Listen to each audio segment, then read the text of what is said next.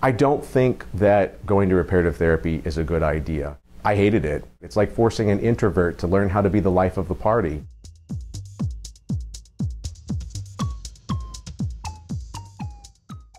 I was raised Mormon and came out of the closet while I was a freshman at Brigham Young University in 1997. And in the first week after coming out, my parents were beginning to come to terms with it. Things seemed to be going well. And then my mom called the church social services department and they told her, "Don't worry, there's a cure, your son just needs to go to therapy," and made it sound as though I had something like depression that I could handle with a therapist.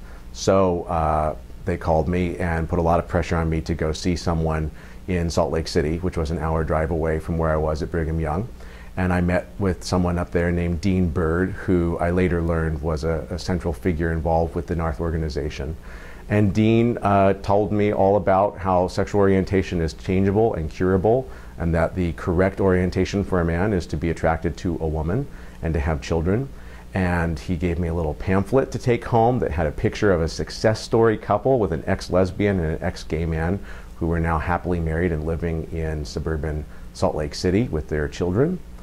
And I didn't end up having therapy with him, but I did have 2 or 3 other reparative therapists in that first year and a half after I came out of the closet. And what I ultimately came to learn from those people was something quite more conservative in scope than what Dean Bird had originally told me. So what they had told me was that it's not possible to change a man's sexual orientation, but you can develop a strong person-centered orientation toward one woman who will be your wife and your companion. The idea that there was something wrong with me, I had already begun to develop a certain kind of self-acceptance at that point, but it was still very fledgling. And getting all of these messages that something core to who I was, something that was unchangeable, something that had been there from the very earliest memories of my life, was somehow wrong, obviously what was damaging to my sense of self-worth, my ability to care for myself, take good care of myself too.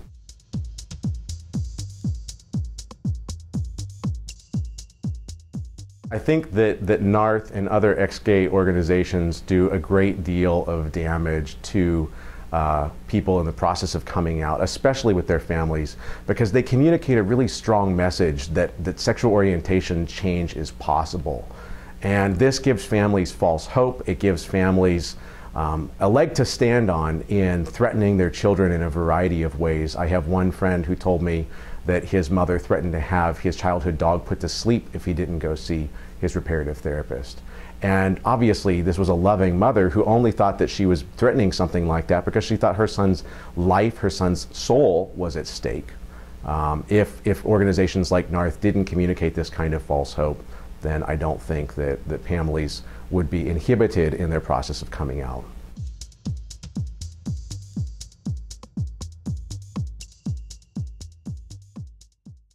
Initially, my parents were really unhappy about it. They thought that I was walking away from a win-win situation, and I remember distinctly being told that I was choosing a life of heartache and despair. That's a quote that has stuck out in my memory.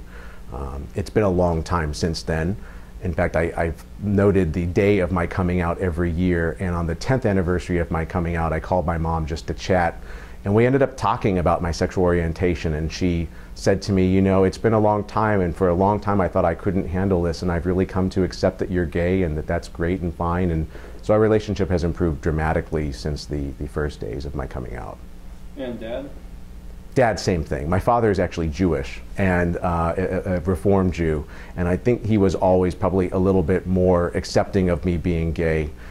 Certainly it's the case now in his congregation. His rabbi is a lesbian, and definitely very accepting now.